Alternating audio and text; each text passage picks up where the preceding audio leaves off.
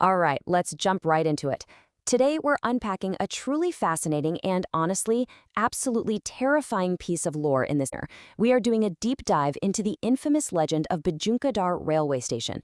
Now, you probably know that India has this massive, sprawling railway network, but this specific station, it holds a very dark, very specific reputation.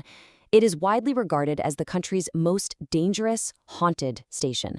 We're going to look at a detailed account from a man named Anish, and through his story, we'll see exactly how a routine government job transformed into a literal nightmare. So think about this for a second.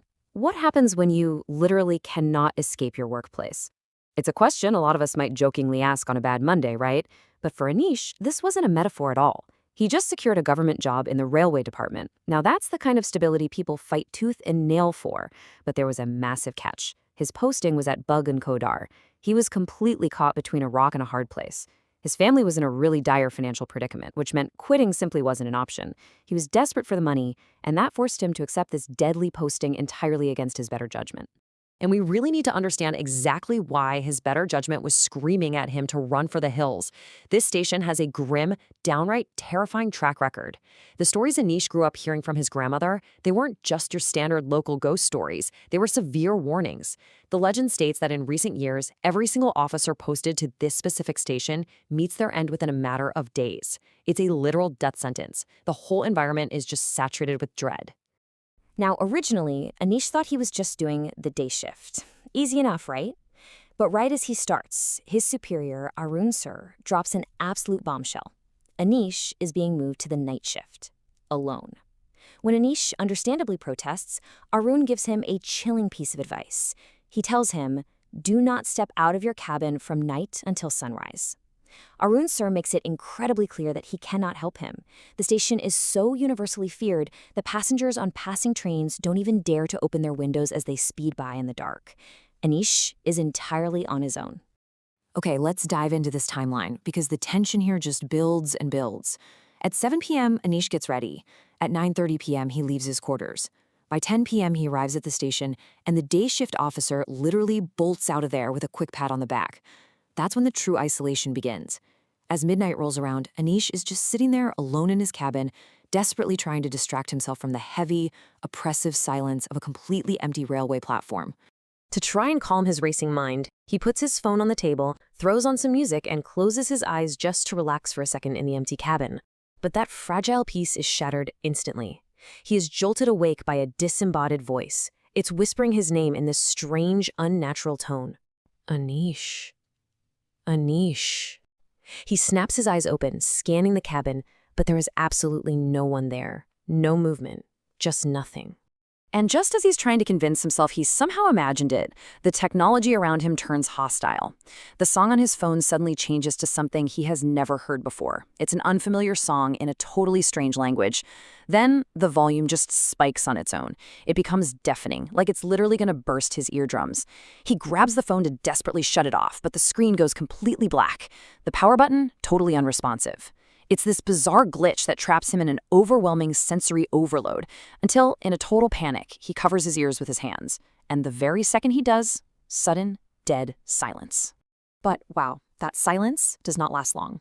It is violently interrupted by the sound of frantic, heavy knocking right on the cabin door.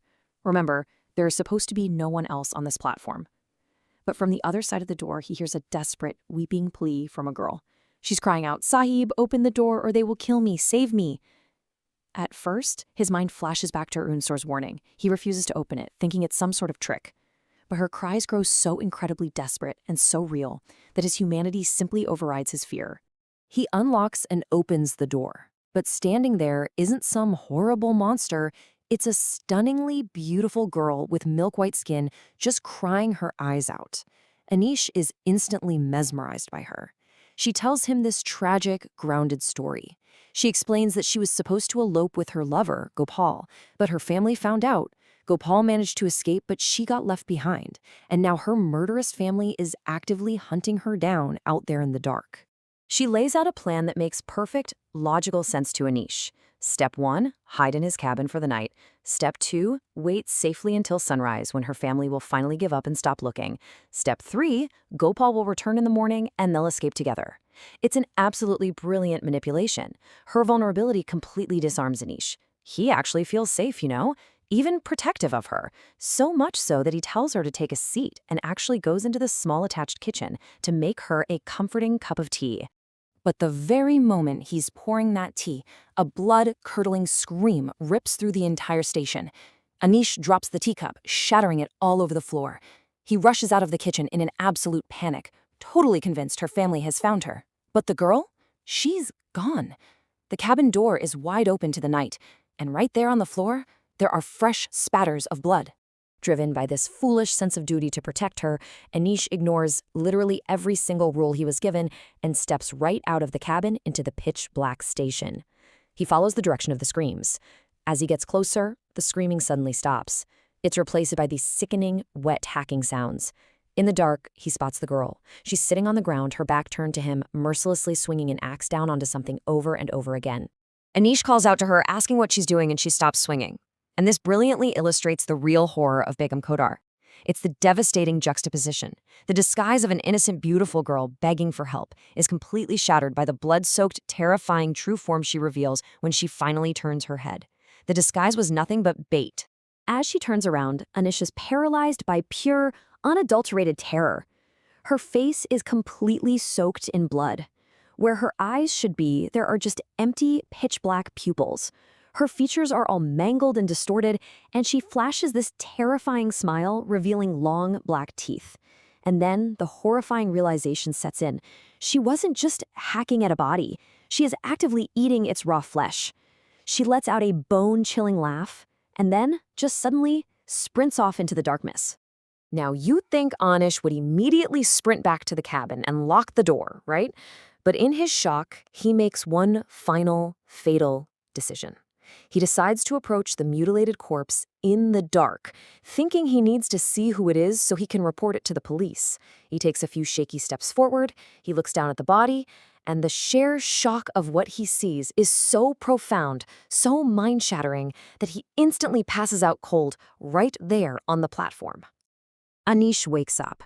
The morning sun is shining. He's sitting right back in his cabin chair. Outside, he hears the loud commotion of a crowd gathered on the platform.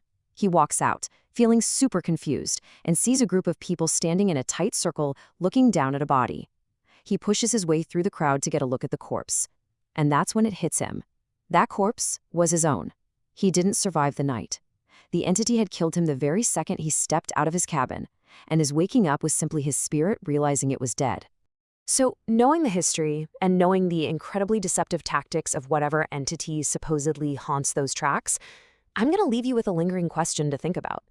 If you actually had the chance, would you dare to spend a single night at Begunkodar Station? Thanks for joining me for dinner. Keep questioning, keep learning, and I'll catch you next time.